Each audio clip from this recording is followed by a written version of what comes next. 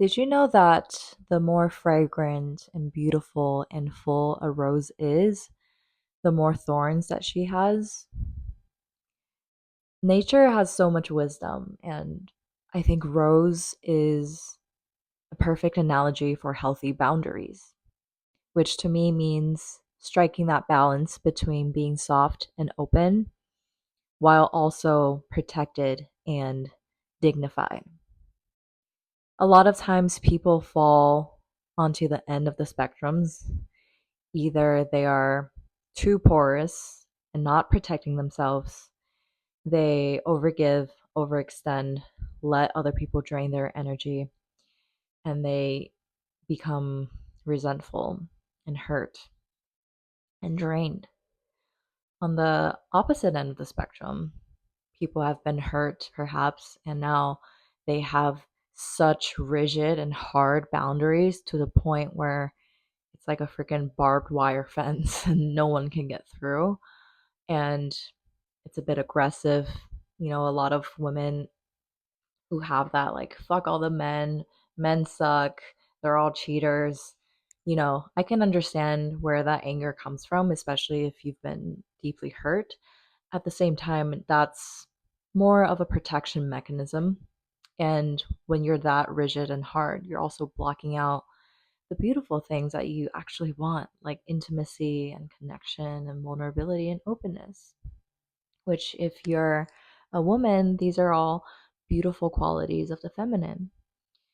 So, coming back to Rose, I think the beauty there is the thorns are there to create the container for the beautiful blossoming flower that is the more vulnerable part, the more open part.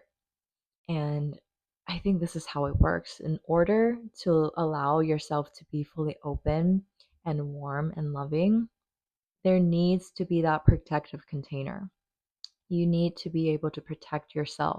I saw another quote today that said, when a bird is sitting on a branch, it's not trusting the branch, but trusting its wings.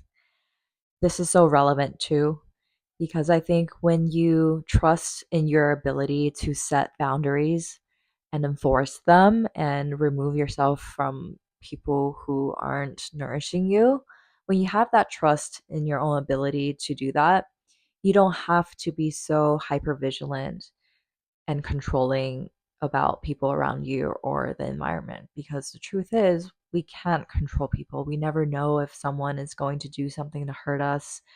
Obviously, we exercise discernment and we try our best to make the right evaluations.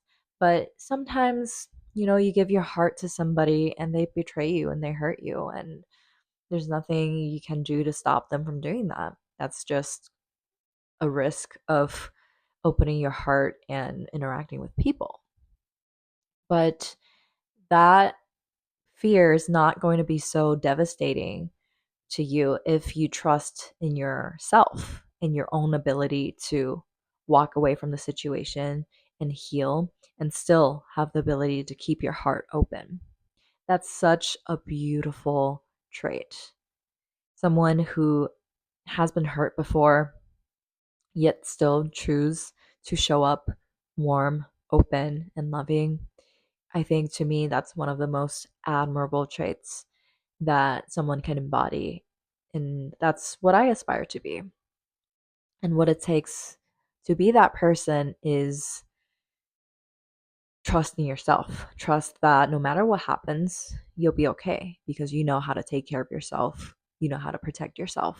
If you meet someone and you talk to them with an open heart, warm energy, and it turns out they're not reciprocating the same kindness to you, then okay, you can just tell them, hey, I'm not available for this, and remove yourself from them. Stop giving them access, and that's it. But I think it would be a shame if you just put up this guard towards everyone because you've been hurt by this one person, because you might be missing out on some really beautiful connections with people. It's such an irony. The more soft and open and loving you are, the stronger your internal protector and your boundaries need to be. And maybe this is also an example of the balance between feminine and masculine, because we each have those energies within us. So, in order to your inner feminine to flourish in her softness, in her openness, in her love, there needs to be a strong inner masculine who's holding that frame, who's protecting her, respecting her, and showing up for her, standing up for her when something's not right.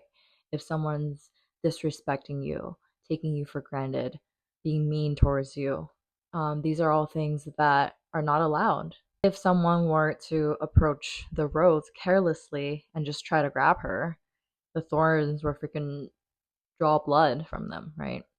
So the thorns are there so that people who approach her have to approach with respect, with care, with appreciation. Once you master the art of having strong boundaries yet being soft, that's such a freeing place to be. It doesn't really take effort.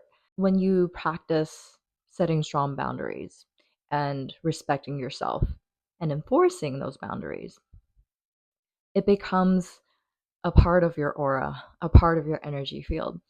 People can feel that.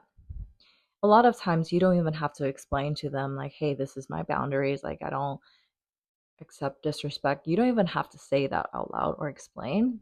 They can feel something in your field that is powerful and strong. And it's like that unfuckwithable energy. And I think people can feel when someone has that and they're like, oh, you do not fuck with this person.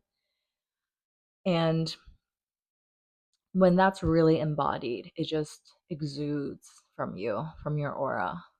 But sometimes you do have to verbally say something. I've had this experience a lot in conversation with people, with men, where some men will try to push your boundaries a little, little negging or flirtation that's not welcomed.